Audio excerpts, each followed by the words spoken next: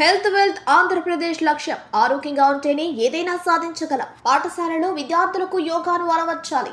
MLA Vemireddy Prashanth Reddy. Health wealth Andhra Pradesh లక్ష్యంగా అందరూ పనిచేయాలని, ముఖ్యమంత్రి నారా చంద్రబాబు నాయుడు కలలను సాకారం చేయాలని కోవూరు ఎమ్మెల్యే వేమిరెడ్డి ప్రశాంత్ రెడ్డి అన్నారు. శనివారం అంతర్జాతీయ యోగా దినోత్సవంలో భాగంగా కోవూరులోని బాలికల పాఠశాల నందు నిర్వహించిన కార్యక్రమంలో ఆమె పాల్గొన్నారు. ఈ సందర్భంగా అక్కడికి విచ్చేసిన ప్రజలు, నాయకులతో కలిసి పలు యోగాసనాలు వేసి యోగా గురువుల ఆధ్వర్యంలో యోగాపై అవగాహన కల్పించారు. ఈ సందర్భంగా ఆమె మాట్లాడుతూ, ప్రధానమంత్రి నరేంద్ర మోడీ, ముఖ్యమంత్రి నారా చంద్రబాబు నాయుడు, ఉప ముఖ్యమంత్రి పవన్ కళ్యాణ్, మంత్రి నారా లోకేష్ ఆధ్వర్యంలో యోగా కార్యక్రమాన్ని విశాఖపట్నంలో అత్యంత వైభవంగా నిర్వహిస్తున్నారని, అందులో భాగంగా ఇక్కడ ప్రతి ఒక్కరం యోగా దినోత్సవం నిర్వహించుకోవడం జరుగుతుందన్నారు. యోగా వల్ల ఆరోగ్యంతో పాటు మానసిక ఒత్తిడి దూరమవుతుందన్నారు. ప్రజలతో పాటు పాఠశాలలో విద్యార్థులకు సైతం ఉదయం సాయంత్రం 45 నిమిషాల పాటు యోగా చేసేలా అలవర్చుకోవాలని అన్నారు. ఈ కార్యక్రమంలో కూటమి ప్రభుత్వ నాయకులు, అధికారులు, నాయకులు, పాఠశాల విద్యార్థులు పాల్గొన్నారు. Good morning to everyone.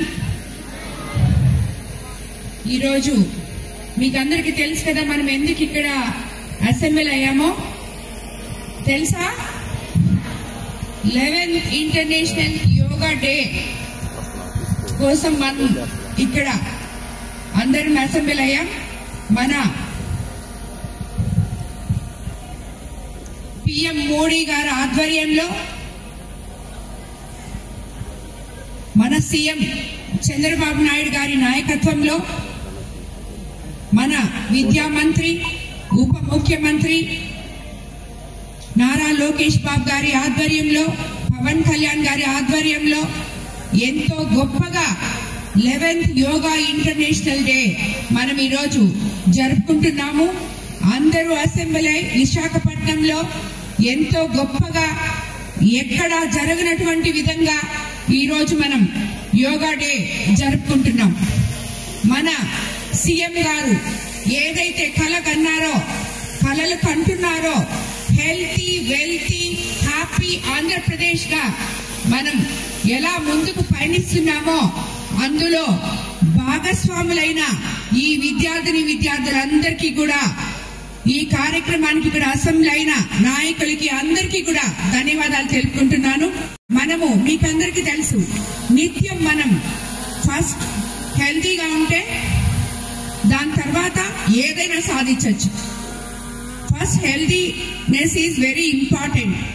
కాబట్టి ప్రతి ఒక్కరూ కూడా స్కూల్స్ లో గాని, ఇళ్లలో గాని రోజు ఒక 45 మినిట్స్ మీకోసం వెచ్చించి యోగా చేయాలని మిమ్మల్ని అందరినీ నేను కోరుకుంటాను. అదేవిధంగా ఇక్కడ స్కూల్లో ఇది ఒక